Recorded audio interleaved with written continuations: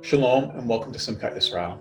This week's parsha is Vayishlach, and it concludes the story arc of our father Jacob. At the beginning of Parashat Vayishlach, Jacob came to Laban's house with nothing more than his walking stick. After 20 years and a lifetime of drama, God finally appears to Jacob again and tells him that it's time to go home. Jacob leaves Laban's home with 2 wives, 2 maids, 11 children, and more wealth than he knows what to do with. But there's one thing standing in between Jacob and home: Esau. Before we begin, please take a moment to like this video and subscribe to the channel down below.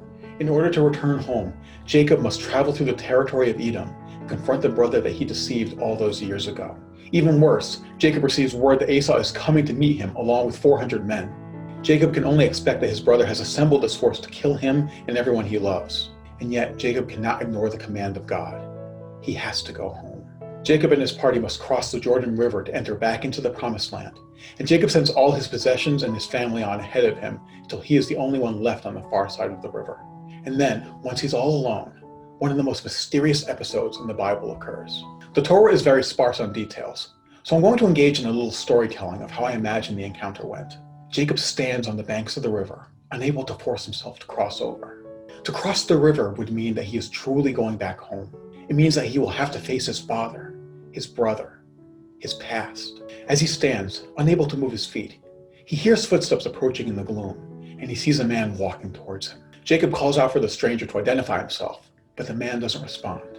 Instead, he rushes at Jacob and throws him to the ground. Jacob leaps to his feet and grabs the man before he can attack him again. "What do you want?" Jacob cries. But the man is silent. The 2 men grapple through the long night.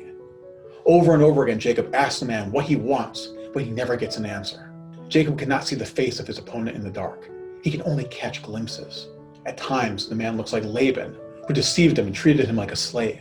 But then his face would change to that of his father Isaac, who always favored his elder brother over him. The man's face would change again, and would look at times like Rachel, and at others like Leah, his 2 wives who competed so bitterly for his affections, and whom he struggled to keep peace between. But then the man's face changed one more time, and now Jacob was grappling with Esau. With renewed strength, Jacob threw his brother to the ground and climbed on top of him, ready to throttle the life out of the man who he had loved and feared and looked up to and envied. But just then, the sun crested over the horizon, and Jacob saw the face of the man clearly for the first time. The man bore Jacob's very own features. Jacob had been wrestling with himself all night. "Who are you?" Jacob asked. And finally the man answered him. "Why do you ask my name?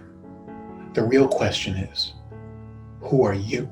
Jacob, completely exhausted, can only answer, "I don't know." And God said, "I know who you are. You are Israel, my beloved.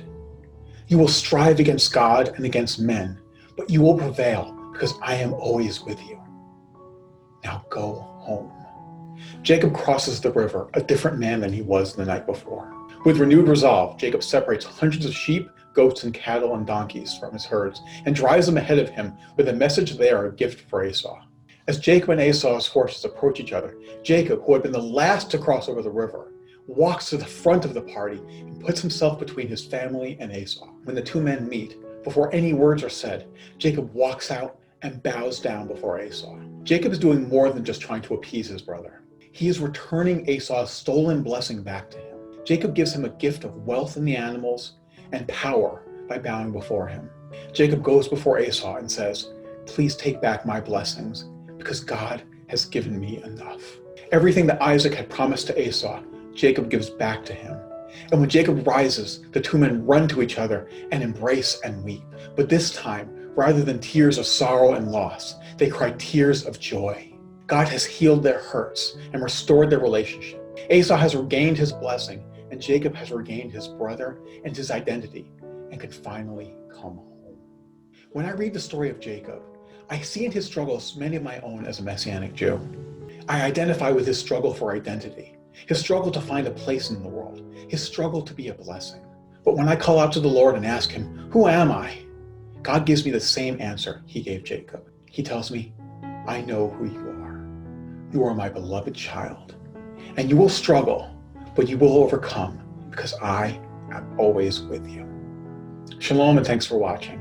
If you like this video, please subscribe. And don't forget to visit simchatyisrael.org to learn more.